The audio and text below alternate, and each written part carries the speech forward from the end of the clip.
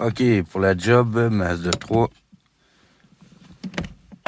GT ou peu importe, mais c'est surtout le modèle 2006, 7, 8, 9. Ici, vous allez voir. Bon. OK. On a enlevé les couverts, là. C'est assez simple, c'est des clips là, pour commencer avec des vis étoiles. Là, on a 4 bolts. Nous autres, on va pas rien enlever le cable shifter. Là. Ben, le problème, c'est qu'il est embrayé en reculons. Mais le câble, il fonctionne pas à cause qu'il entoure du hood compartiment moteur. Il a été sectionné à cause de la chaleur du heat shield qui manquait. Fait que les boys, si vous faites des 4 d'élite, assurez-vous de laisser le heat shield. Puis il n'y aura sûrement pas de problème. Mais de toute manière, avec l'âge, ça le fait. Mais nous autres, on avait une clutch puis une transmission récente de 60 000 kilos, me semble.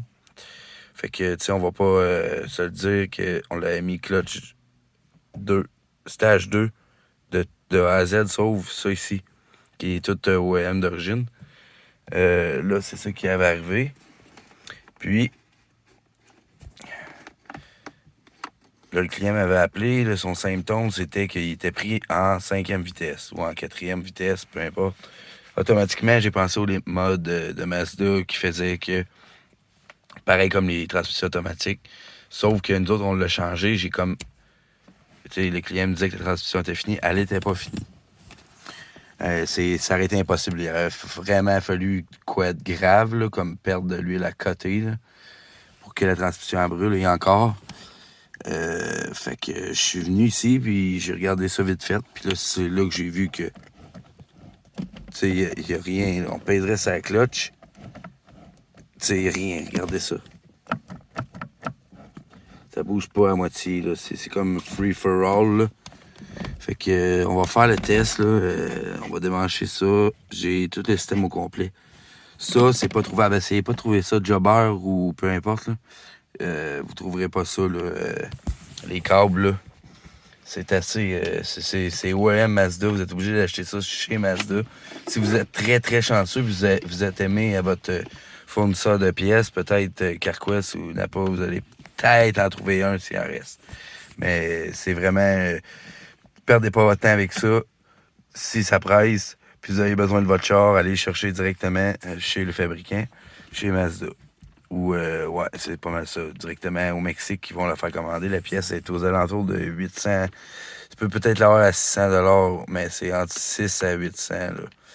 Tout dépendamment de votre stade dans l'échelon de mécano-acheteur, et vos contacts. Bref, c'est vraiment dispendieux, là. Puis peut-être dans un Kenny ou Paul, vous allez en trouver, mais ça m'étonnerait qu'il soit en bonne condition. Fait que...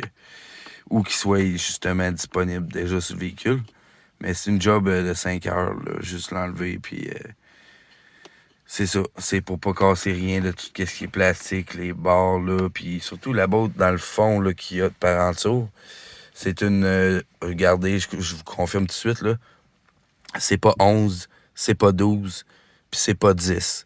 C'est une demi, puis si vous avez peur, puis ça strip à cause de la rouille, pour la bolt qu'il y a, la bolt qui retient les deux câbles, c'est un support de câble qui vient se rattacher pour retenir en place les deux câbles. De part en dehors. Ça, tu peux pas le défaire. T'as pas le choix de faire attention pour pas briser la braquette, dans le fond, puis pour pas péter la bolt. Mais la bolt, tu peux en refaire faire une de toute façon. Ça se trouve à être une demi. Moi, ce que j'ai fait, il y en a beaucoup qui ont essayé plein de trucs, là, puis avec la clé, puis là, ils savent pas c'est lequel. Ils te vont à tonton avec leurs mains, l'entour, là, puis c'est une job, là. Moi, j'ai été avec une rallonge, une longue rallonge. Je sais pas si on peut voir. Elle est vraiment longue, là, quand même. Ouais, elle est là. Que vous y allez avec n'importe quelle, là, c'est peu importe.